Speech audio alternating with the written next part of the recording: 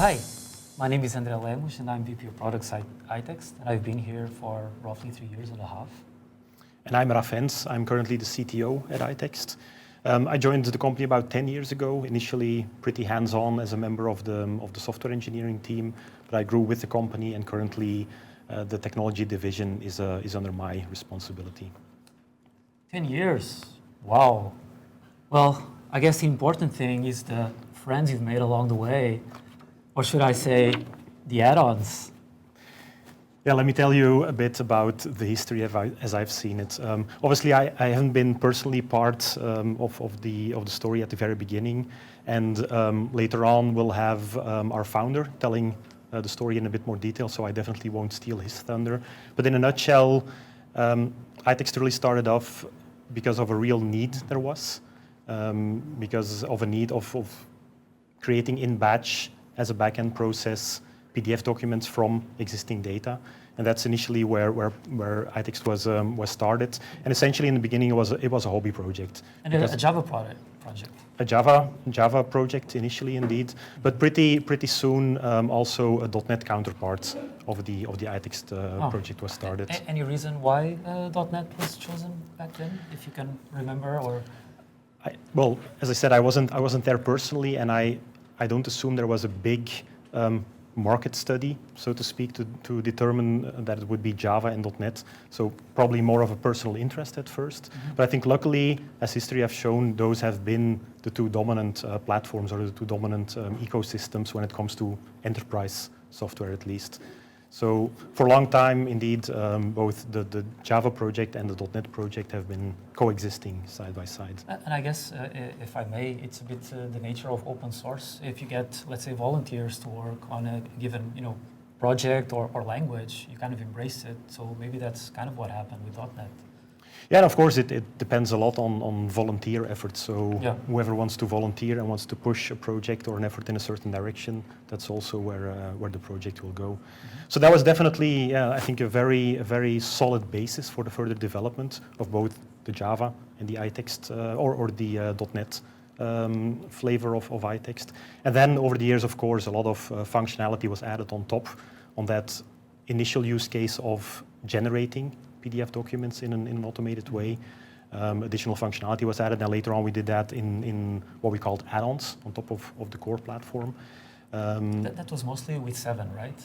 Yeah, there was a big switch going from iText 5 to iText 7, where we tried to modularize it a lot more, make it more architecture than design compared to the organic growth that the iText 5 project has gone through initially.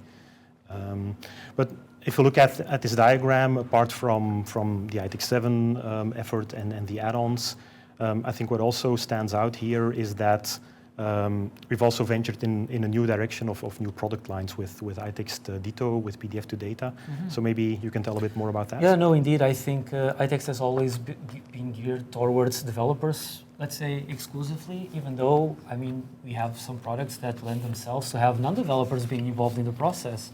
We have PDF HTML, right, where we can have a designer creating, let's say, a PDF using HTML. Or we could have someone creating an acro form and then using iText Core to flatten that form into a PDF document.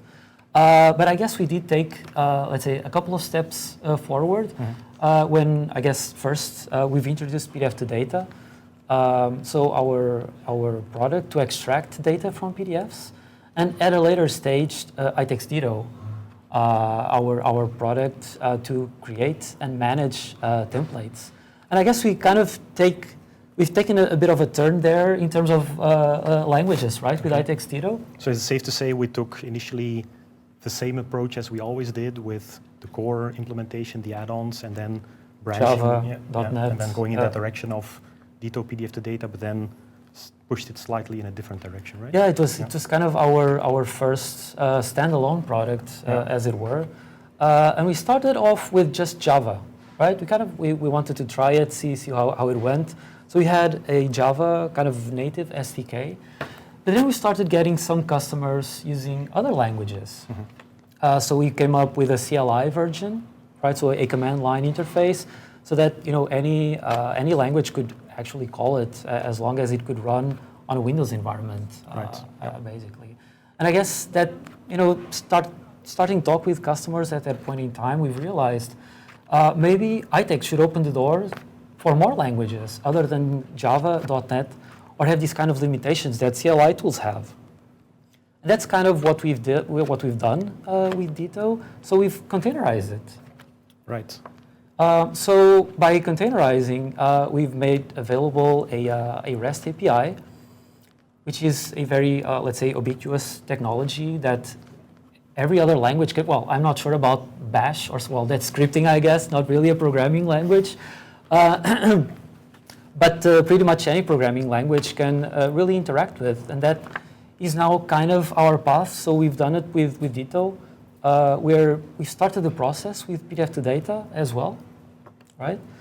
And I guess, as Gary kind of alluded to, we've taken the opportunity of having those kind of containerized versions, high-level REST API versions, to place our products together with other platforms, to work with other platforms. Yeah.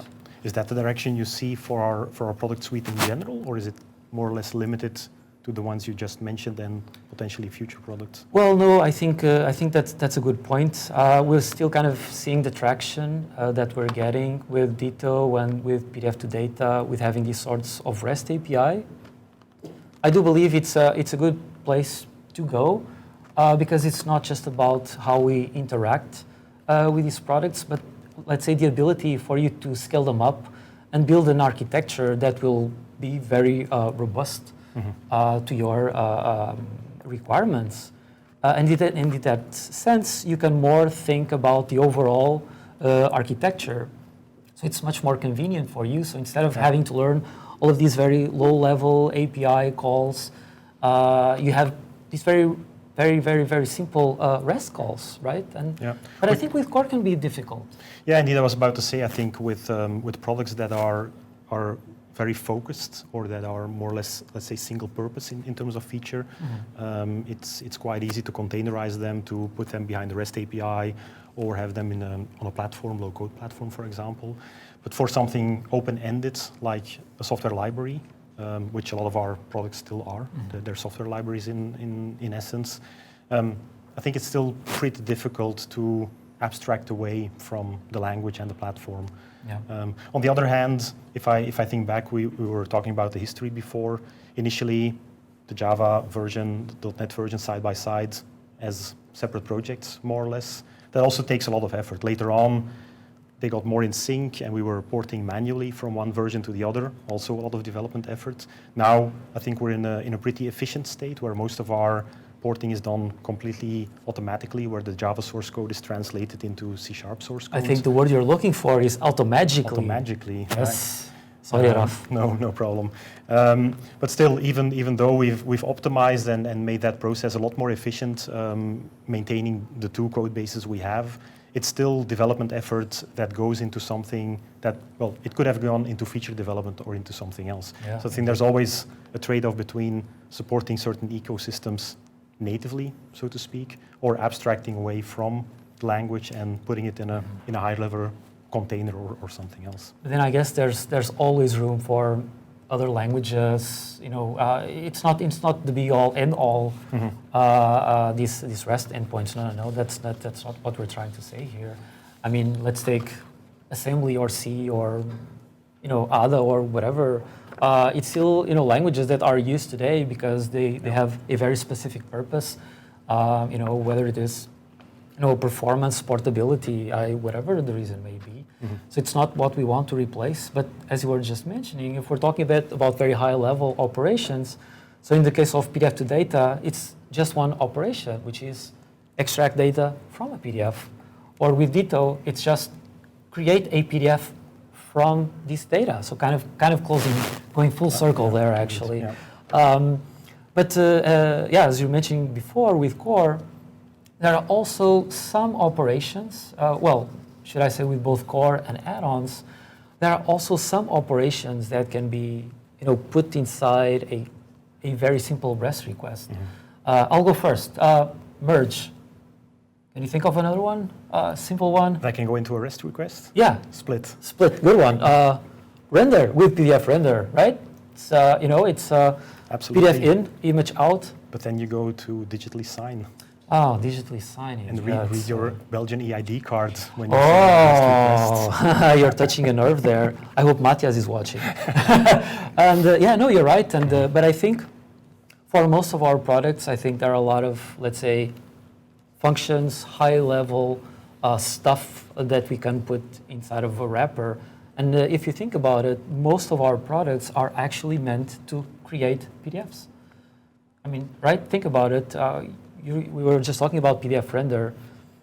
You start off with an image, or with a PDF, you get an image.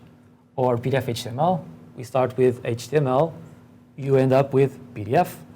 XFA, you start with a PDF XFA, which is a kind of PDF, and you end up with a PDF, a different one. Yeah, so you are effectively... At least for the flattening part of XFA. Well, indeed, yes. Absolutely.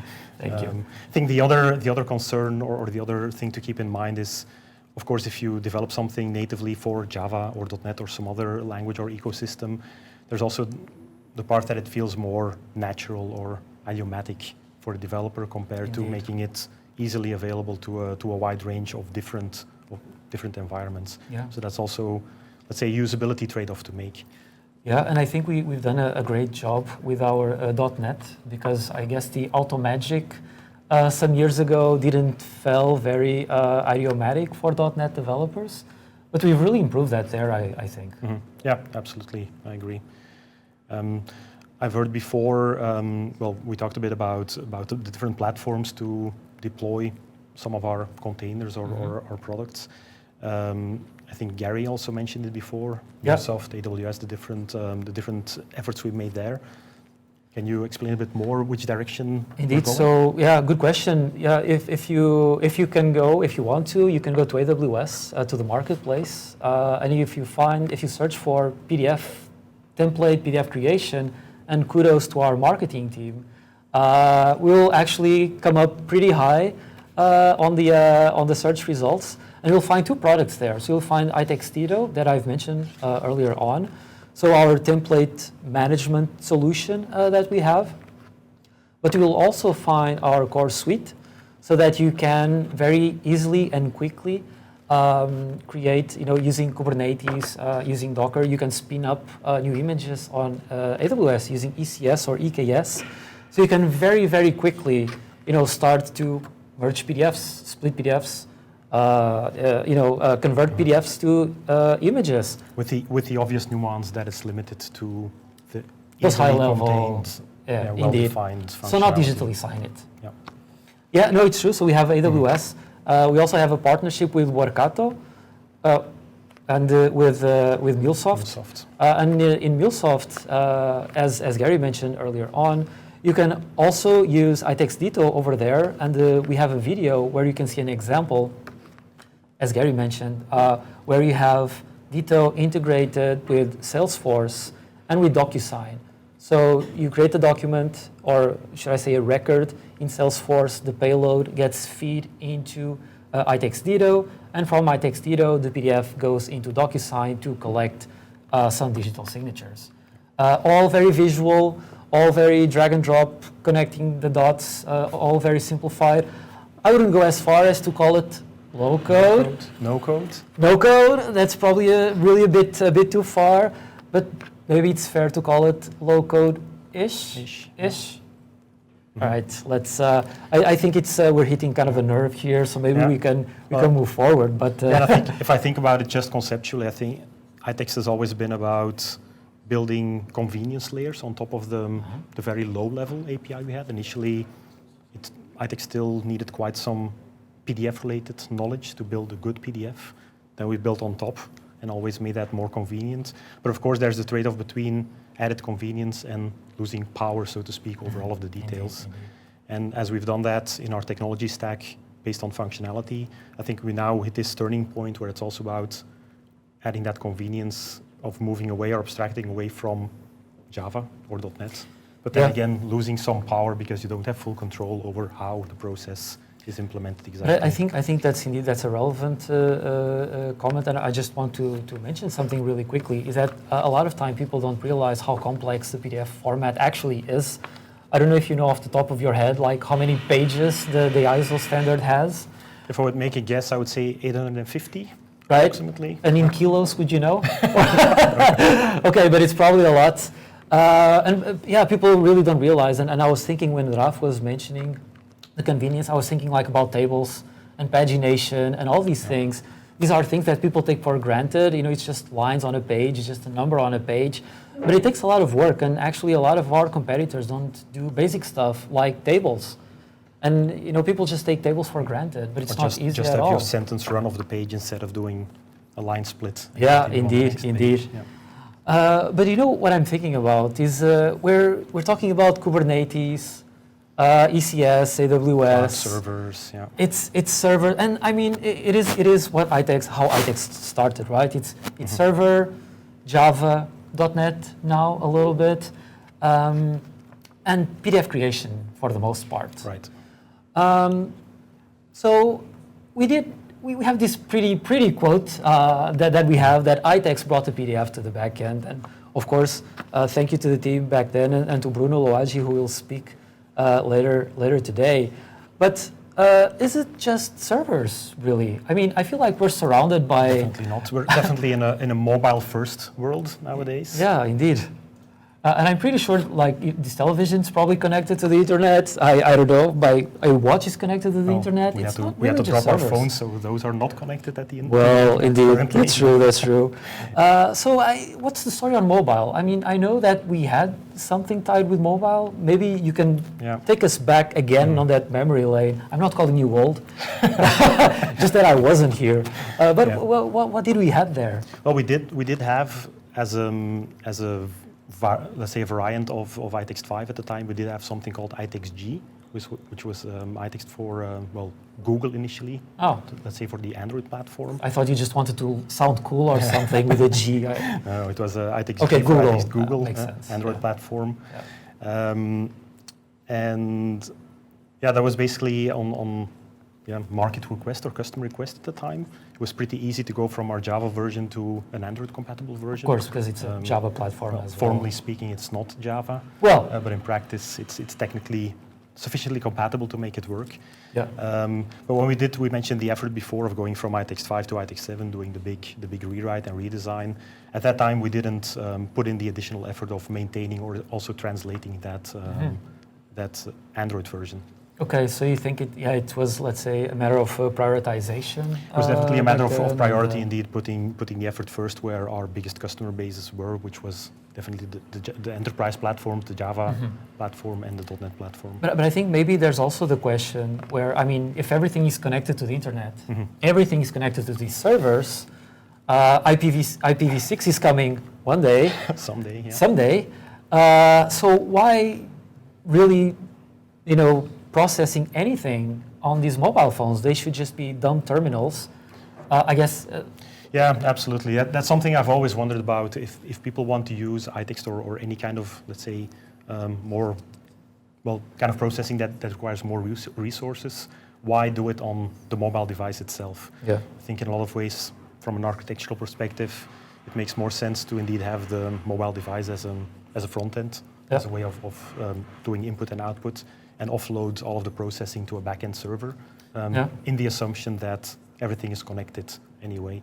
So from purely technical architectural point of view, I think a lot of the use cases that are executed on a mobile device nowadays, they could be better built by having it in the internet, in the network somehow. Indeed. Well, even though our users kind of told us something different, right?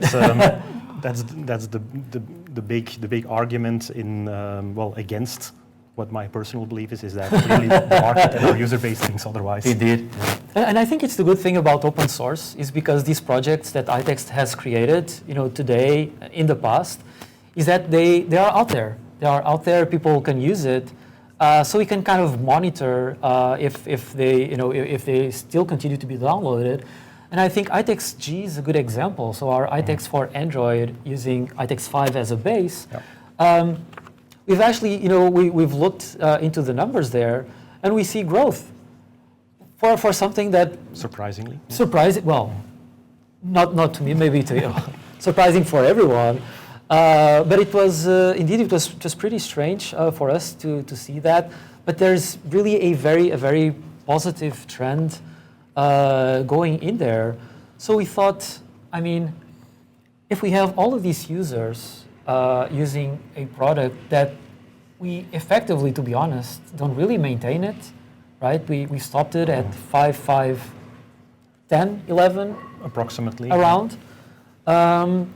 But users are still using it, downloading it. So I guess what we were thinking about, server-side processing versus mobile, doesn't ring as true these days. So we've started an effort so that we can help those users that are kind of stuck with iText G because they loved iText, they love the iText brand. There's a whole lot of documentation, and it's one of the aspects that makes iText really strong. There's a big community, a lot of documentation. Stack Overflow is riddled with users of iText. So it's actually a great library of documentation, Stack Overflow, for our products and projects, if I may. So I know I'm going into a tangent, but I kind of get passionate about the subject. So we looked at those users and we thought, why not support them with our latest and greatest technology? Absolutely, there's a clear demand for it. Ironically, it does kind of contradict what we were saying just before. Abstract away from certain platforms, from specific languages. Just put it in a container, put it somewhere, and But you also said that there's always a place for some languages, so some platforms. So it's definitely not black and black and white. It's and the market or the demand speaks loudly. Indeed. So we picked iText 7.2. We looked at it, and we figured out that we already had customers using it on Android for mobile. So we thought, oh wow! So we already have users using it. So why not, run some tests, make sure that it's up to par with our very high quality standards. Shout out to our QA team and our development team. To your team, so thank you, Raf. And we have the showcase out now, right? Yeah. So indeed. So the thing is that we've looked at our latest version. We make sure that it ran through the tests. We added some more tests so that the tests are ran on mobile equipment, on Android equipment, and we make sure that it would pass all of our functional tests that we already had for, let's say, the server side. Make sure, and we've tried not just core, but also PDF HTML, wink wink, so maybe who knows in the future. But right now, let's focus on core, okay? But I mean, we know that when someone is building an Android application, it's not something to be ran just on the back end, right? There's always an interface for the user to interact with. To our earlier point, if you do only back-end processing on a mobile device, then it gets really silly. Might as well do server side. Indeed. Then you're using your Android phone as a server, basically. Indeed. So we came up with a small gift for all of our users, and that it is readily available. Actually, if you go to our GitHub repo, that I think we will share on the chat window over here, you'll get access to a project which is kind of a reference implementation, showcasing or implementing some UI elements that interact with our core library. So you can check out those projects, connect your Android phone, your emulator, what have you, and in no time you'll be able to open PDFs, merge them, split them, and even add annotations. All of this, using open source. You can do it today.